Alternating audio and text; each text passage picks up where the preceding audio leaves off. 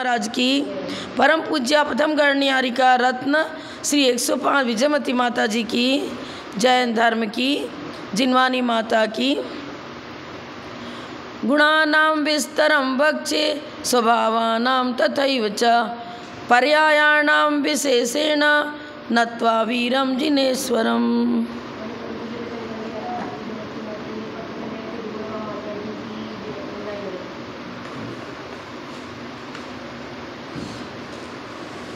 Page number 143, सूत्र number 97।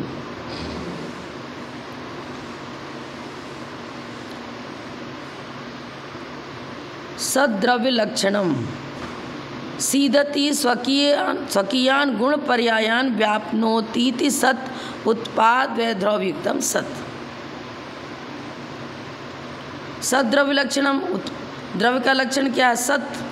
अब सत की व्याख्या कर रहे हैं। सीदति माने व्याप्त करता है, सीदति कहो व्याप्नोति कहो एक ही अर्थ है, प्राप्त करना अथवा व्याप्त करना। प्राप्त माने अलग से कोई प्राप्त नहीं कर रहे हैं, उसके साथ अनादिकाल से वो चीज़ जुड़ी हुई है। कौन? स्वकीयान गुण पर्यायन, अपने अपने गुण पर्यायों को जो व्याप्त करके रहता है, कभी भी उनसे अलग नहीं होता है, उसे ही हम सत कहते हैं। जैसा कि तत्वार्थ सूत्र में ही बताया, उत्पाद व द्रव्ययुक्तम सत। द्रव्य का लक्षण क्या है? सत। अपने गुण और पर्यायों को व्याप्त होने वाला, व्याप्त होने वाला माने अनादिकाल से उसकी परस्पर व्याप्ति है। द्रव्य गुण पर्याय तीनों एक साथ साथ निरंतर मौजूद रहते हैं, कभी भी एक का भी अभाव नहीं होता है। जो उत्पाद व द्रव्य से युक्त है वह सत है। द्रव्य सामान्य ही अपने गुण और पर्यायों में व्याप्त होता है। द्रव्य कोई अलग हो, गुण और पर्याय अलग हो, ऐसा नहीं है। द्रव्य सामान्य, सामान्य क्यों लगा दिया? अब सामान्य का मतलब अपने गुण और पर्यायों से सहित जो वस्तु, अनेक गुणों का पुंज, अनेक पर्यायों का पुंज द्रव्य, उसी को यहाँ द्रव्य सामान्य कहा। सामान्य माने जैसे हमने कहा कि मकान, तो मकान के अंदर जितने भी कमरे हैं, फर्नीचर्स हैं, या जो भी वस्तु उसके अंदर पार्ट्स बनाई गई है, अलमारियाँ बनाई गई, वो सब मकान के अंदर गर्भित हो गए। तो द्रव्य एक महान बहुत बड़ी व्याप्ति के लिए कोई वस्तु है, उसके अंदर मात्र द्रव्यत्व ही नहीं है, सामान्य और विशेष सारे धर्मों का समूह वो द्रव्य है। विशेष के बिना सामान्य नहीं, सामान्य के बिना विशेष नहीं। तो द्रव्य सामान्य जो हम कह रहे हैं उसमें गुण और पर्याय शब्द गर्भित है। गुण और पर्यायों का समूह ही द्रव्य होता है, इसलिए द्रव्य सामान्य लगा दिया। द्रव्य सामान्य ही अपने गुण और पर्याय में व्याप्त होता है, वह द्रव्य सामान्य ही द्रव्यार्थिक नय का विषय है। अब द्रव्यार्थिक नय का विषय इसलिए बता दिया कि द्रव्य में उत्पाद व्यय नहीं होता है। उत्पाद व्यय तो द्रव्य के अंदर रहने वाले जो गुण, उन गुणों में जो परिणमन होता है उसको पर्याय कह दिए। हाँ, अब गुणों में तो होगा ना, जैसे ज्ञान गुण की पर्याय हो गई, कुमति कुश्रुत को अवधि मिथ्या सहित हुआ तो सम्यक सहित हुआ तो मति ज्ञान शुद्ध ज्ञान अवधि ज्ञान मन परे ज्ञान केवल ज्ञान। और ज्ञान घन स्वरूप ही तो जीव द्रव्य और है क्या? मुख्य लक्षण तो उसका ज्ञान ही हुआ जीव का। उपयोग जीव लक्षणम, ज्ञानोपयोग दर्शनोपयोग। गुणों की चर्चा करो तो द्रव्य की चर्चा उसमें समाहित है, द्रव्य की चर्चा करो तो गुणों की चर्चा भी उसमें समाहित है। और द्रव्य गुण की जो पर्याय अवस्थाएं बनती हैं, जैसे हम जीव द्रव्य की अवस्था बना रहे हैं, कालक्रम से बाल्यावस्था, युवावस्था, वृद्धावस्था, तो ये द्रव्य की तो अवस्थाएं बताई जा रही हैं। चाहे वो बाल्यकाल की चर्चा हो तो भी किसी द्रव्य की, किसी व्यक्ति की चर्चा है। क्या बाल्यावस्था, युवावस्था, वृद्धावस्था किसी द्रव्य को छोड़कर चर्चा है क्या? किसी व्यक्ति की तो चर्चा हो रही है उसमें, उसकी बाल्यावस्था बताई जा रही है तो द्रव्य की चर्चा है, युवावस्था बताई जा रही तो भी द्रव्य की चर्चा है, वृद्धावस्था बता रहे तो द्रव्य की चर्चा है। ऐसा कहीं द्रव्य के गुणों में जैसे परिवर्तन होता है वैसे परिवर्तन पर्याय कहेंगे। हाँ, परिवर्तन ही पर्याय है। क्रम वर्तिनो पर्याय, काल भेद से होने वाला जो परिणमन। तो अपने द्रव्य सामान्य ही अपने गुण और पर्यायों में व्याप्त होता है। गुण और पर्यायों में व्याप्त लिख रहे हैं, मतलब गुण और पर्यायों का समूह एक द्रव्य हो गया। प्रदेश भेद नहीं है ना, इसलिए वह द्रव्य सामान्य ही द्रव्यार्थिक नय का विषय है। द्रव्यार्थिक नय से हमने सुवर्णत्व की चर्चा करी, सोने की चर्चा करी। अब वो सोने के जितने गुणधर्म हैं और उसके जितनी स्वर्णमय पर्याय बनती हैं, वो सब सुवर्णमय ही तो कही जाएंगी। चाहे कुंडल बना लो, हार बना लो, चूड़ी बना लो, नथ बना लो, कुछ ही बना लो, सब तो सुवर्णमय ही हैं। सुवर्ण ही अपने पीतत्व आदि गुणों को तथा कुंडल आदि पर्यायों को व्याप्त करता है, प्राप्त होता है। द्रव्य आधार है, गुण और पर्याय आधे हैं। एक को गुणी कह रहे हैं, एक को गुण कह रहे हैं। तो गुणी के अंदर सारे गुणों का समावेश हो गया। तो गुण और पर्याय क्या हो गई? आधे। हाँ, आधे। गुण और पर्याय आधे और द्रव्य आधार। द्रव्याश्रया निर्गुणा गुणा तत्वार्थ सूत्र याद करो ना। द्रव्य के आश्रय से गुण होते हैं और गुणों में परिणमन भी होता है, तो पर्याय साथ साथ रहेंगी रही। आगे लिख रहे हैं ना, द्रव्याश्रया निर्गुणा गुणा, जिनके रहने का आश्रय द्रव्य है वे द्रव्याश्रय कहलाते हैं। अर्थात जो सदा द्रव्य के आश्रय से रहते हैं और गुणों से रहित, मतलब एक गुण का कार्य दूसरे गुण में नहीं पाया जाता है। ज्ञान जानने का काम करेगा, दर्शन सामान्य अवलोकन का कार्य करेगा। सम्यक दर्शन का स्वरूप, उसका लक्षण परिभाषा अलग, सम्यक ज्ञान की परिभाषा अलग, सम्यक चारित्र की परिभाषा अलग। तो संज्ञा लक्षण आदि की अपेक्षा भेद होने के कारण से इन्होंने लिखा है गुणों से रहित गुण। एक गुण में दूसरे गुण का समावेश नहीं है, सब अपनी अपनी अर्थ क्रिया करते हैं, उनका प्रत्येक का वर्ग अपना अपना अलग अलग है। इसलिए यहाँ गुणों से रहित गुण का मतलब एक गुण में दूसरे गुण की अर्थ क्रिया नहीं होती, प्रत्येक गुण अपना अपना वर्ग करेंगे। सत का लक्षण यही हो गया। उत्पाद वैद्रव्युक्तम सत, द्रव्यार्थिक नय से हमने द्रव्यत्व को पकड़ा और पर्यायार्थिक नय से उत्पाद व्यय को पकड़ा और गुण पर्यायवत द्रव्यम। तत्वार्थ सूत्र, तत्वार्थ सूत्र भी तो बस 6 द्रव्य 7 तत्व 9 पदार्थ की चर्चा करता है। और न्याय ग्रंथ में जो हम पढ़ रहे हैं, यहाँ भी तो द्रव्य की चर्चा आ रही है और उनकी पर्यायों की चर्चा आ रही है, सब वही की वही चर्चा है। फिर भी कुछ ना कुछ सूत्रों की अपेक्षा विवक्षा अपनी अपना अलग दे रहे हैं, लेकिन विवक्षा में पूर्वापर विरोध नहीं है। प्रमेयस्य भाव प्रमेयत्वम प्रमाणेन स्वपर रूपम परिच्छेद्यम प्रमेयम।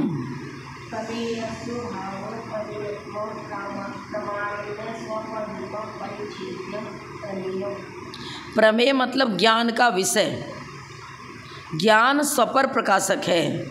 स्व को भी प्रमेय बनाते हैं हम और पर को भी प्रमेय बनाते हैं। पर द्रव्य के स्वरूप को जान रहे हैं हम, तो ज्ञान के द्वारा ही तो जान रहे हैं। तो ज्ञान का जो विषय बनता है, अब प्रमाण में तो मत ज्ञान, शुद्ध ज्ञान, अवधि ज्ञान, मन परिज्ञान, केवल ज्ञान सभी को लिया है, लेकिन सकल प्रत्यक्ष में हम केवल ज्ञान को लेते हैं, विकल्प प्रत्यक्ष में अवधि ज्ञान, मन परिज्ञान को लेते हैं और परोक्ष प्रमाण में मत ज्ञान, शुद्ध ज्ञान को लेते हैं। लेकिन प्रमाण सभी हैं, क्योंकि ज्ञानावरण कर्म के क्षोभसम क्षय आदि की अपेक्षा से इसमें तारतम्य बनता है। ज्ञानावरण कर्म के क्षोभसम है कि उनका क्षय है, उसका जो तारतम्य है उसके अनुसार ही प्रमाण में हमने सभी ज्ञानों को लिया, मत ज्ञान, शुद्ध ज्ञान और दिया। क्षोभसम में ही ना दिखता है, लेकिन विषय तो सटीक है, उसमें कहीं संशय विपर्य अनध्यवसाय दोष नहीं है। चाहे मति ज्ञान का विषय हो या शुद्ध ज्ञान का विषय हो, किसी भी ज्ञान का विषय हो, वो संशय विपर्य अनध्यवसाय रहित जो ज्ञान होता है उसी को हम सम्यक ज्ञान कहते हैं। और सम्यक ज्ञान का विषयभूत जो पदार्थ उसे कहेंगे प्रमेय। सम्यक ज्ञान का विषयभूत पदार्थ वो प्रमेय बनेगा।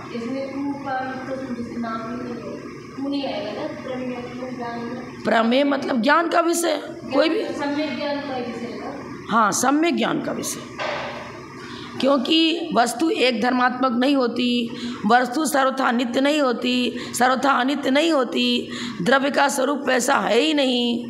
मिथ्या ज्ञान में प्रमेय मिथ्या ज्ञान में प्रमाण और प्रमेय की जो चर्चा है उसमें संशय विपर्य अनध्यवसाय अव्याप्ति अतिव्याप्ति असंभव आदि सभी दोष गर्भित हैं। आगमानुसारणी बुद्धि युक्ति से भी आगम से किसी प्रकार से उनका विषय सिद्ध नहीं होता है, इसीलिए उनको मिथ्या ज्ञान कहा। और जो मिथ्या ज्ञान है उसके द्वारा जाना हुआ विषय भी मिथ्या होगा। हाँ, संशय विपर्य अनध्यवसाय दोष से रहित होना चाहिए ज्ञान, और उस ज्ञान का विषयभूत जो पदार्थ वही प्रमेय बनेगा। प्रमाण के द्वारा जानने के योग्य जो स्व और पर स्वरूप है वह प्रमेय है। स्व माने अपने को जानना, पर माने अन्य द्रव्य अन्य पदार्थ है ना। स्व चतुष्टय से स्व आ जाएगा, पर चतुष्टय से पर आ जाएगा। लेकिन प्रमेय तो स्व चतुष्टय भी है, पर चतुष्टय भी है, दोनों है। ज्ञान सपर प्रकाशक होता है ना। उस प्रमेय के भाव को प्रमेयत्वम कहते हैं। ज्ञान का विषय बनने योग्य जो पदार्थ वो प्रमेय, और प्रमेय माने प्रमेयत्व, भावाचक संज्ञा बना दी। उसके अंदर ज्ञान का विषय बनने की योग्यता है, उस योग्यता को सूचित करने के लिए प्रमेयत्व शब्द दिया। अब वस्तु सर्वथा नित्य है वो प्रमेय बनेगा ही नहीं, सर्वथा अनित्य है वो प्रमेय बनेगा ही नहीं, उसमें प्रमेयत्व है ही नहीं। क्योंकि वस्तु का स्वरूप की चर्चा करेंगे तो त्व लगा देंगे प्रमेयत्व, और द्रव्य की चर्चा करेंगे तो प्रमेय। जो जो ज्ञान का विषय बनता वो द्रव्य प्रमेय। और उस पदार्थ के अंदर उसके अनेक स्वरूप हैं, प्रत्येक द्रव्य अनेक धर्मात्मक है। और वो जब हम भावाचक संज्ञा बना करके उसके अंदर ये बताएंगे कि प्रमेय तो पदार्थ हो गया, और उस प्रमेय रूप पदार्थ के अंदर रहने वाले गुण धर्मों की चर्चा भावाचक संज्ञा हो जाएगी। प्रमेयत्व अनेक गुणों का पुंज रूप पदार्थ, और प्रत्येक गुण में उसका अपना अपने स्वरूप को लिए हुए हैं, अपने अपने गुण धर्म को लिए हुए हैं। तो उसमें प्रमेयत्व योग्यता, अनेक गुणों को अपने अपने स्वरूप को लिए हुए जब हम जानते हैं तो उनके गुण धर्मों की चर्चा आ गई ना, भावाचक संज्ञा हो गई। हाँ, जैसे जीवत्व, जीव कह रहे हैं द्रव्य हो गया, उसमें जीवत्व चेतना गुण है, तो जीवत्व कह रहे हैं चेतनत्व। पुद्गल में अचेतनत्व, भावाचक संज्ञा। गुण धर्मों की चर्चा करेंगे तो भावाचक संज्ञा बनाने की त्व प्रत्यय लगाना पड़ेगा। तत्व, तत्व का जो भाव तत्व, तत् से तत्सब सर्वनाम है, और वो तत्व एक किसी द्रव्य का सूचक है, किसी पदार्थ का सूचक है, और पदार्थ अनेक गुणों का पुंज है। अब उन गुणों धर्म की प्रत्येक गुण अपनी अपनी अर्थक्रिया करते हैं, उनमें अपना अपना परिणमन होता है। तो उत्पाद व द्रव्य सहित द्रव्य, और प्रत्येक गुण के अंदर भी उत्पाद व द्रव्य। ज्ञान के साथ जीव का अविनाभाव संबंध है, लेकिन मति ज्ञान श्रुत ज्ञान उन पर्यायों के साथ त्रैकालिक संबंध नहीं है। जब केवल ज्ञान हो जाता है तो छायोपशमिक ज्ञान नहीं होता, तो छायोपशमिक पर्यायों से रहित और छायिक पर्याय से सहित, हम जिस इस मनुष्य पर्याय से सहित हैं वर्तमान में। वर्तमान पर्याय हमारे मनुष्य है तो देव नहीं है, नारकी नहीं है, तिरंच नहीं है। पर्याय तो क्रमवर्ती होती है ना। हाँ, जिस समय हमारा उपयोगात्मक मति ज्ञान है उसी समय उपयोगात्मक श्रुत ज्ञान नहीं है, ये चीज़ है ना। तो उनका फंक्शन जो है वो उसकी चर्चा अलग प्रकार से हो जाएगी, किसमें किस रूप परिणमन करने की योग्यता है और कौन द्रव्य किस रूप किस में परिणमन कर रहा है, तो उसकी परिणमनशीलता रूप पर्यायों को लेकर चर्चा करेंगे। तो क्या हो जाएगा, योग्यता तो सभी उसमें है, लेकिन एक समय में एक ही रूप परिणमन होगा ना। तो उन सारी चर्चाओं को लेकर के यहाँ 2 शब्द डाला गया, प्रमेय भी डाला और प्रमेयत्व भी डाला, क्योंकि गुण और गुणी दोनों की चर्चा होगी तब वो प्रमाण का विषय बनेगा। गुण और गुणी दोनों की सब वो गुणा, द्रव्य के साथ साथ गुण रहते हैं। तो द्रव्य की चर्चा हमने प्रमेय से कर दी और उनके अंदर आने सारे गुण और प्रत्येक गुण के अंदर होने वाला परिणमन, उन सारे की चर्चा प्रमेयत्व से हो गई ना। गुण और गुणी दोनों का पुंज ही तो प्रमाण का विषय बनेगा। वस्तु सामान्य विशेषात्मक है, वो प्रमाण का विषय बनता है, और जो प्रमाण का विषय बनता है उसे हम प्रमेय कहते हैं। और प्रमेय में द्रव्य आ गया, वो द्रव्य अनेक गुणों का पुंज है, उसमें ज्ञान दर्शन सुख वीर जी में सभी पाए जा रहे हैं, और सबका अपना अपना फंक्शन है, अपना अपना कार्य है। तो उन सबको एक प्रकार से उनका निर्देश रूप कथन यहाँ पर किया है, इसलिए प्रमेय भी लिखा और प्रमेयत्व शब्द का प्रयोग किया। प्रमेयस्य भाव प्रमेयत्वम, भवनशीलता, उस प्रमेय रूप पदार्थ के अंदर कितने प्रकार की भवनशीलता है, वो कितने प्रकार परिणमन करता है। प्रमेय ज्ञान का विषय बना, पदार्थ बना, अब वो पदार्थ अनेक गुणों का पुंज है, अब प्रत्येक गुण अपने अपने स्वाभाविक वैभाविक परिणमन को लिए हुए हैं, उस परिणमनशीलता को भी तो लेंगे। इसलिए यहाँ यह क्या लिखा, प्रमेयस्य भाव, भाव ने भवनशीलता, वो प्रमेय रूप पदार्थ भी भवनशीलता को लिए हुए हैं। प्रमेयत्वम प्रमाणेन स्वपर रूपम परिच्छेद्यम, प्रमाण के द्वारा हम स्वपर दोनों के स्वरूप को परिच्छेद अर्थात ज्ञान का विषय बनाते हैं। मेरे ज्ञान का विषय मात्र द्रव्य ही नहीं है, द्रव्य के अंदर आने वाले गुण भी ज्ञान के विषय बनते हैं, और उन गुणों में होने वाला जो निरंतर परिणमन होता है वो परिणमन भी ज्ञान का विषय बन रहा है। परिच्छेद्य माने जानने योग्य, जानने योग्य क्या हुआ, पदार्थ और पदार्थ के अंदर आने वाले गुण धर्म। स्वचतुष्टय से स्वद्रव्य, स्वच्छेद, स्वकाल, स्वभाव, ये प्रमेय हुआ। और पर चतुष्टय जमाना ज्ञान, पर को जानने में लगता है तो हम उस समय भी वो ज्ञान का विषय बन रहा है। ज्ञान तो सपर प्रकाशक है ना, तो पर भी परिच्छेद बनेगा और स्व भी परिच्छेद बनेगा। परिच्छेद माने जानने योग्य। परीक्षा मुख्य श्लोक दे रहे हैं ना, स्वापूर्वार्थ व्यवसात्मकम ज्ञानम प्रमाणम। स्व और अपूर्व अर्थ, अपूर्व इसलिए लगा दिया कि जाने हुए को जानना नहीं, जो विषय संशय परे अन्यध्यासा में पड़ा हुआ है उसके संशय पर, उसको संशय परे अनध्यवसाय से रहित कर देना। जो विषय अटका हुआ है, अभी क्लियर नहीं हुआ है, कन्फर्म नहीं हुआ, उसको हम युक्ति से, प्रमाण से, आगम से, प्रमाण से उसका निश्चय करते। अनिश्चित अर्थ को किसी एक निश्चय में डालना, जब वो युक्ति से, प्रमाण से, आगम से विषय सिद्ध हो जाएगा तब उसको प्रामाणिक कहेंगे। और जब तक सिद्ध नहीं होता है, संशय में पड़ा हुआ है, विपर्य में पड़ा हुआ है, तब तक वो अप्रामाणिक है। और जो अप्रामाणिक हो चुका है उसी के लिए अपूर्व लिखा है उन्होंने। भूल गए तो संशय में पड़ गया, अरे है कि नहीं, है कि नहीं, संशय में पड़ गए। अब कोई ने हमें बहका दिया दरा तो इसमें भी लग गया, अरे शासन देवी देवता मिथ्या दृष्टि है कि सम्यक दृष्टि है, लो संशय में पड़ गए, विपर्य में पड़ गए, अनध्यवसाय में पड़ गए। भवनत्रिक आदि देवों में भी 4 गुण स्थान बताए हैं। हम इस तरह से निर्णय नहीं दे सकते कि सारे भवनत्रिक जीव चूँकि मिथ्यात्पूर्वक जन्म लेते हैं इसलिए जीवन भर मिथ्या दृष्टि रहेंगे, बिल्कुल गलत। मिथ्यात्पूर्वक जन्म होता है, निवृत्ति पर्याप्त अवस्था पर्यंत उनको मिथ्यात्व रहेगा। पर्याप्ति पूर्ण होने के बाद उनके उनके अपने अपने परिणाम, जिसका जीव का जैसी विशुद्धि है, जैसा उसका स्वरूप है, उसके अंदर योग्यता तो 4 गुण स्थान रूप परिणमन करने की है। संभव है कि पर्याप्ति पूर्ण होने पर मिथ्या दृष्टि रह जाए, संभव है कि पर्याप्ति पूर्ण होने के बाद उसने देशनालब्धि, प्रायोगिक लब्धि, करण लब्धि आदि का सम्यक प्राप्त कर ले तो सम्यक दृष्टि भी है। सारे भवनात्मिक जीवों की जब सामान्य चर्चा करते हैं तो 4 गुण स्थानों में उनकी चर्चा करते हैं। कोई मिथ्या दृष्टि भी है, कोई द्वितीय गुण स्थानवर्ती है, कोई तृतीय गुण स्थान, कोई चतुर्थ गुण स्थानवर्ती भी है।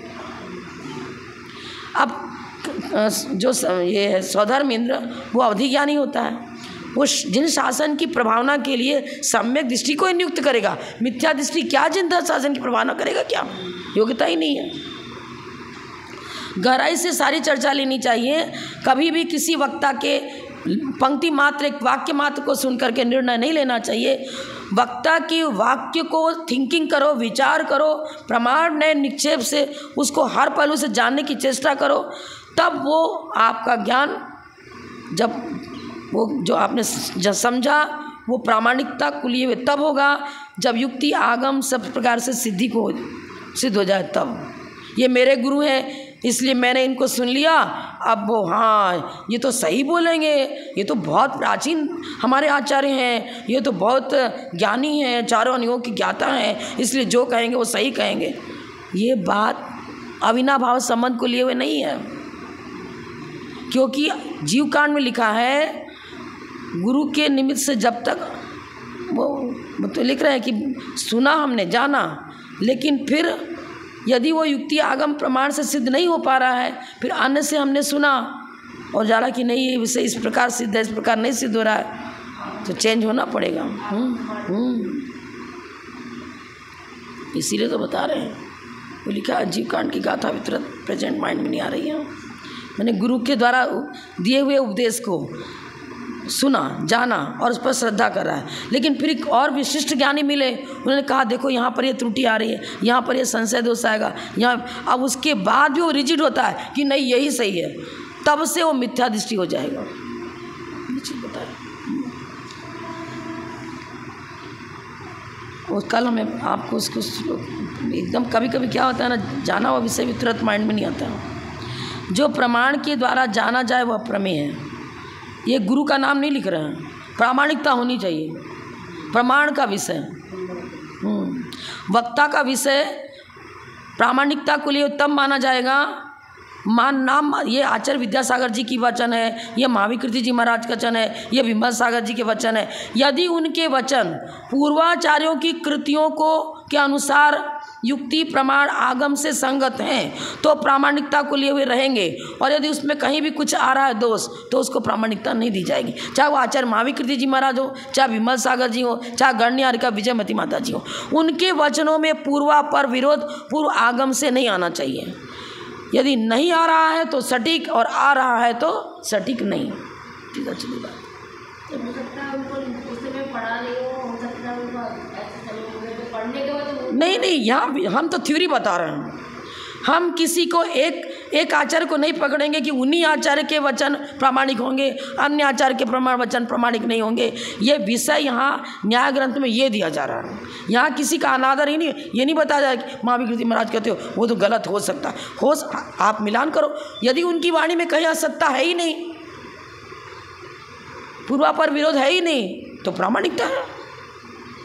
और कहीं किसी पर अप्रामाणिकता आ रही तो उस दृष्टि से उस पॉइंट को हम प्रामाणिकता नहीं देंगे, उस पॉइंट को प्रामाणिकता नहीं देंगे।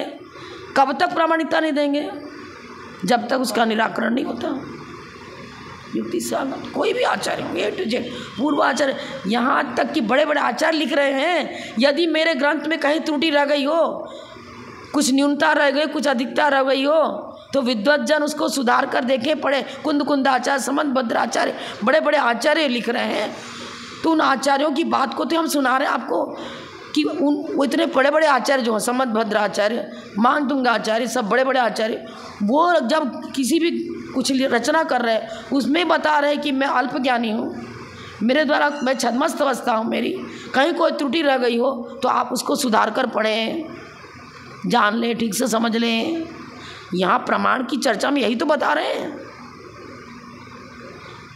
संशय विपर्य अनध्यवसाय दोष से रहित, अव्याप्ति अतिव्याप्त असंभव दोष से रहित जो कथन, जो विषय, जो वस्तु स्वरूप का निर्णय बताया गया, वो स्वरूप का निर्णय प्रामाणिकता को ले तब होगा जब युक्ति संगत हो, हर प्रकार सही हो। तब किसी नाम को लेकर, आचार विशेष को लेकर के इन आचार ये आचार हैं तो ये हमेशा सही ही कहेंगे, सही थे, सही हैं, सही रहेंगे।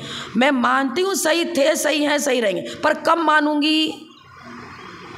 यदि उनके सारे वचन, पूरे जीवन पर्यंत के सारे वचन, दीक्षा लेने के सारे, यदि प्रामाणिकता को लिए हुए हैं तो पूरा परफेक्ट 100 में 100 नंबर। किसी भी से किसी पॉइंट को लेकर तो 100 में 100 नंबर आ रहा है, और किसी वक्तव्य को लेकर 0/100 आ रहा है।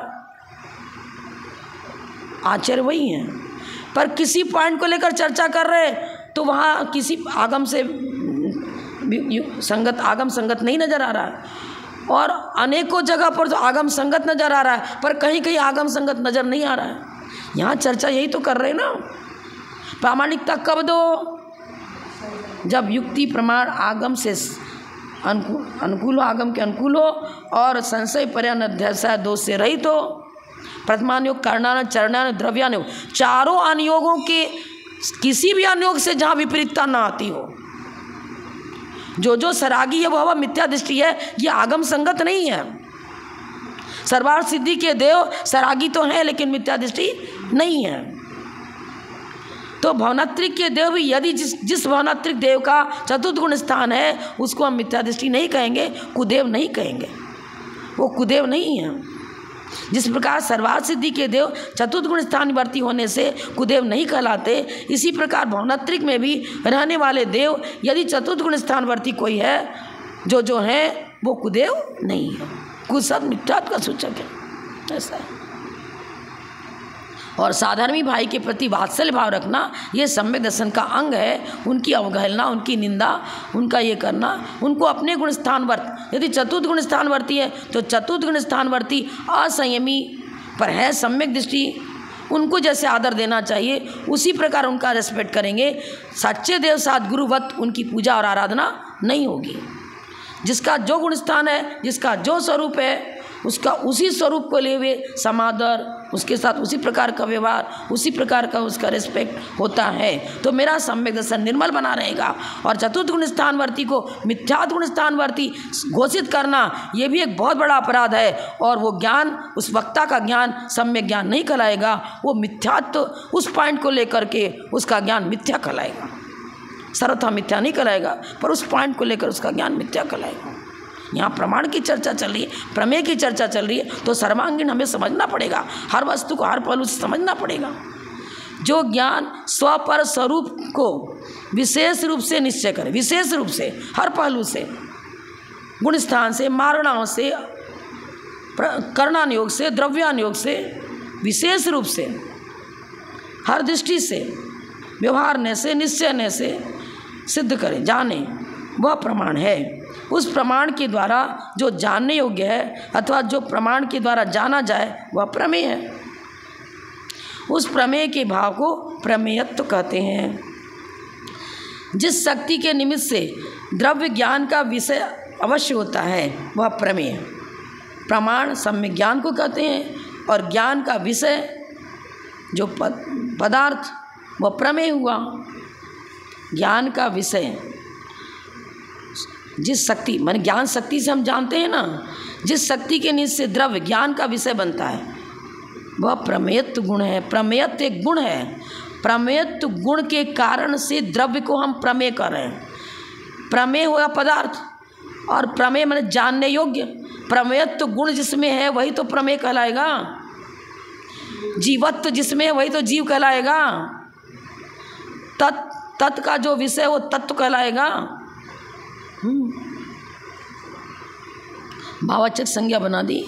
अन्य गुणों में और पर्यायों में प्रमेयत्व गुण नहीं है, अथापि वे गुण और पर्याय द्रव्य से अभिन्न है, इसलिए वे भी ज्ञान का विषय बन जाते हैं। जानने योग्य क्या हुआ? पदार्थ, अब वो प्रमेय बना। लेकिन जो प्रमेय है वो जीव है कि अजीव है? हम अजीव को भी तो जानते हैं, धर्म अधर्म आकाश काल इनको भी जानते हैं, और जीव को भी जान रहे हैं। अब जीव में एक प्रमेयत्व, सामान्य गुण 10 बताए ना, अभी पढ़ा हमने इस पुस्तक में, अस्तित्व, वस्तुत्व, प्रमेयत्व। प्रमेयत्व गुण की अपेक्षा से उसमें हम प्रमेयत्वपना सिद्ध करेंगे। अस्तित्व गुण प्रमेयत्व को सिद्ध नहीं करता, वस्तुत्व गुण प्रमेयत्व को सिद्ध नहीं करता, प्रमेयत्व ही प्रमेयत्व को सिद्ध करता है। द्रव्यास्या निर्गुणा गुणा, एक गुण में दूसरे गुण का अभाव। अस्तित्व गुण अपने स्वरूप को लिए हुए अपनी अर्थक्रिया करेगा। वस्तुत्व जिसके निमित्त से अर्थक्रिया होती है, परिणमन होता है, उसको वस्तुत्व कहते हैं। जिस धर्म के कारण से द्रव्य के अंदर परिणमन होता है, अर्थक्रिया, जिसके निमित्त से अर्थक्रिया होती है, उससे वस्तुत्व कहते हैं। जिसके निमित्त से, जिस धर्म के कारण से उसको हम प्रमेयत्व की विवक्षा करते हैं। प्रमेयत्व की विवक्षा होगी तो प्रमेयत्व गुण आएगा, अस्तित्व की विवक्षा होगी तो अस्तित्व गुण आएगा, प्रदेशत्व की चर्चा आएगी तो प्रदेशत्व गुण आएगा। सब उसी में है। मैंने कई बार बता दिया, विमल साहब महाराज की चर्चा करनी है, अब उनके हम रिद्धि सिद्धियों की चर्चा कर रहे हैं कि उनका जन्म कहाँ हुआ, इसकी चर्चा कर रहे हैं कि उन्होंने दीक्षा कहाँ ली, इसकी चर्चा कर रहे हैं। तो सारे उसी में तो घटित हो रहे हैं ना। लेकिन तब की चर्चा करेंगे तो जन्म स्थान की चर्चा थोड़ी उसमें सम्मिलित हो गई। बात है ना, ये बात है। प्रमेयत्व गुण नहीं है, अन्य गुण और पर्याय में। जब अन्य गुण पर्यायों की चर्चा कर रहे हैं उस समय प्रमेयत्व की चर्चा होगी क्या? नहीं हो रही। अस्तित्व की चर्चा करें, वस्तुत्व की चर्चा करें, प्रदेशत्व गुण की चर्चा करें, जीवत्व की, चेतनत्व की चर्चा करें, अचेतनत्व की चर्चा कर रहे हैं। हम जिस समय प्रमेयत्व गुण की विवक्षा देंगे उस समय प्रमेयत्व की चर्चा आएगी और अन्य की चर्चा नहीं आएगी। लेकिन उनमें अभिन्न तो हैं। द्रव्य के साथ सारे गुण अभिन्न रूप में एक साथ मौजूद हैं, सहवर्ती हैं। इसलिए वे भी ज्ञान का विषय बन जाते हैं। इसलिए वे भी अभेद है, सारे गुणों का उस गुणी के साथ अभेद है। यदि यह कहा जाए कि भूत और भावी पर्यायों का वर्तमान काल में द्रव्य में अभाव है, अर्थात उनका प्रध्वंसाभाव, प्रागभाव है, वे ज्ञान का विषय नहीं हो सकते। इसलिए उनको प्रमेयत्व गुण नहीं पाया, उनमें प्रमेयत्व गुण नहीं पाया जाता। तो ऐसा कहना ठीक नहीं है। यद्यपि भूत और भावी पर्यायों का वर्तमान में अभाव है, क्योंकि एक समय में एक ही पर्याय रहती हैं, तथापि वे भूत और भावी पर्याय वर्तमान पर्यायों में शक्ति रूप में रहती हैं। वर्तमान पर्याय द्रव्य से अभिन्न होने के कारण ज्ञान का विषय है। अतः वर्तमान पर्याय में शक्ति रूप से पड़ी हुई भूत और भावी पर्याय भी ज्ञान का विषय बन जाते हैं। शक्ति के रूप में तो है, व्यक्त नहीं है। जब ही तो ये दो नाम रख दिया। भूत और भावी पर्यायों को क्या लिखा? प्रध्वंसा भाव, माने भावी पर्यायों का वर्तमान पर्याय में अभाव बनाना प्रध्वंसा भाव, पूर्ववर्ती पर्याय का वर्तमान पर्याय में अभाव बना प्राग भाव। अब इसको हम स्वीकार न करें तो उत्पाद व्यय ध्रुवयुक्तम सत, पूर्ववर्ती का व्यय होगा तब तो आगे का उत्पाद होगा। बुद्धिमान मनुष्य आयु समाप्त होगी तब तो आगे देव पर्याय का संबंधी आयु प्रारंभ होगी। आगामी भव की आयु का प्रारंभ तब होगा जब पूर्ववर्ती बुद्धिमान आयु समाप्त होगी। लेकिन जीव तो वही का वही है। वही जीव तो पहले मनुष्य पर्याय में था, आगे देव पर्याय में गया, तो जीव तो वही है। तो उसकी भूतपूर्ववर्ती पर्यायों का सर्वथा अभाव, अत्यंत अभाव नहीं होता है। जब ही समय सार कलश में लिखा है, सिद्ध पर्याय की चर्चा जहाँ कर रहे हैं वहाँ भी लिख रहे हैं निष्पीत अनंत पर्याय। वो सारी पूरी पर्याय को निष्पीत, भूतकालीन व्याकरण में मतलब भूतकाल का प्रयोग किया, निष्पीत, पी चुके हैं, लिए हुए हैं नहीं लिख रहे हैं। वर्तमान काल जो व्याकरण देखो उसमें निष्पीत शब्द भूतकालीन पर्याय का सूचक है। पढ़ चुका, जा चुका, खेल चुका, निष्पीत, पी चुके, इक्ता प्रत्यय लगा दिया। पठिता, ज्ञाता, भविता, भूता, भूत हो चुका। तो भूत की चर्चा के बिना वर्तमान की चर्चा ही नहीं आएगी, और वर्तमान की चर्चा के बिना भावी की चर्चा नहीं आएगी। ये चीज़ लिख रहे हैं ना, वर्तमान पर्याय में शक्ति रूप से पड़ी हुई भूत और भावी पर्याय भी ज्ञान का विषय बनती है। नहीं तो केवल ज्ञान में सभी द्रव्य और सभी पर्याय उनकी झलकती कैसे बनेगा? यदि उनका अत्यंता भाव मान दिया जाए, वो पर्याय थी ही नहीं, तो फिर सिद्ध पर्याय में सादी अनंत पर्याय कैसे बनेगी? सादी बता रहे, इसका मतलब पहले कोई दूसरी पर्याय थी, मानना तो पड़ेगा ना। सिद्ध पर्याय को सादी अनंत पर्याय बताया है, इसका मतलब पहले बहुत सारी पर्याय हुई। कब उन्होंने समझन प्राप्त किया, कब तक मिथ्यात्व में भ्रमित करते रहे, कब उन्होंने संयम धारण किया, सारी चर्चाएं उसमें समन्वित रहेंगी, लेकिन भूत के रूप में समन्वित हैं। जिस समय सिद्ध पर्याय है उस समय उनको सिद्ध वर्तमान सिद्ध पर्याय ही माननी पड़ेगी, लेकिन भूतकालीन सारी पर्यायों की चर्चा यदि समन्वित नहीं है तो सिद्ध पर्याय आई कहाँ से? कब उन्होंने छायक समझन प्राप्त किया, कब उन्होंने व्रत नियम संयम लिया, कैसी साधना करी, कब घातिया कर नष्ट किया, कब आघातिया कर नष्ट किया, ये सारी पॉइंटों को यदि सर्वथा उनका अभाव बता दिया जाए तो सिद्ध पर्याय की चर्चा ही नहीं हो पाएगी, फिर तो हो ही नहीं पाएगी। जो जाना जाता है उसे अर्थ कहते हैं, पदार्थ। इस व्युत्पत्ति के अनुसार वर्तमान पर्याय में ही अर्थपना पाया जाता है। शंका, वह अर्थ अतीत और अनागत पर्यायों में भी समान है? समाधान, नहीं, क्योंकि अनागत और अतीत पर्यायों का ग्रहण वर्तमान अर्थ के ग्रहण पूर्वक होता है। अर्थात अतीत और अनागत पर्याय भूत और शक्ति और भविष्य शक्ति रूप से वर्तमान अर्थ में ही विद्यमान है, अतः उनका ग्रहण वर्तमान अर्थ के ग्रहण पूर्वक ही हो सकता है, इसलिए उसे अर्थ या संज्ञा नहीं दी जा सकती। बात यह है, द्रव्य तो त्रैकालिक है लेकिन पर्याय क्रमवर्ती हैं। अब हम आपसे पूछ, बीजांकुर न्याय यहाँ ले आएंगे, न्याय ग्रंथों का। बताओ, ये वृक्ष जो खड़ा है वो बीज से उत्पन्न हुआ, ठीक है, कहते हैं ना, बीज से उत्पन्न हुआ, कोई बीजारोपण किया था, फिर वो अंकुरित हुआ, पुष्पित हुआ। बीज के बिना वृक्ष नहीं, पर वृक्ष के बिना बीज, बीज आया कहाँ से? जिस बीज को आपने बोया था वो किसी दूसरे वृक्ष से आया। तो गेहूँ उपजा, उसने कुछ तो बिक्री कर दी, अगला बीजारोपण के लिए कुछ दाने बचा लिए, तो वृक्ष से बीज, बीज से वृक्ष। किसको हम कहेंगे पूर्ववर्ती? पूर्ववर्ती किसको कहेंगे? बीजांकुर न्याय इसको बोलते हैं। बीज से वृक्ष और वृक्ष से बीज आया। बीज आसमान से नहीं टपक गया, वो किसी वृक्ष से ही पैदा हुआ था। लेकिन ऐसे देखो तो वर्तमान में जो वृक्ष लगा हुआ है ये किसी दूसरे वृक्ष के बीज से पैदा हुआ है। पहले खेती करी थी, कट कर दिया, पूर्ववर्ती जो बीजारोपण था उस किया था, उस वृक्ष के बीज यहाँ बोए गए। अब इस बीज, इस वृक्ष में जो दाने निकलेंगे वो दाने इसी वृक्ष के कारण नहीं है, वो फिर अगला कुछ वृक्ष लगाया जाएगा, उसकी उत्पत्ति में ही कारण बनेगा। अनादि काल से हम ज्ञानावरण, दर्शनावरण, वेदनी आदि 8 कर्मों से सहित हैं, लेकिन बहुत सारे कर्म जो हमारे सविपाक निजरापूर्वक अथवा अविपाक निजरापूर्वक जा रहे हैं, तो जो निषेध झड़ गए उनसे तो हम रहित हुए, लेकिन नवीन बंद हो रहा है और पूर्ववर्ती भी सत्ता में पड़े हुए हैं, तो रहित भी है और सहित भी है।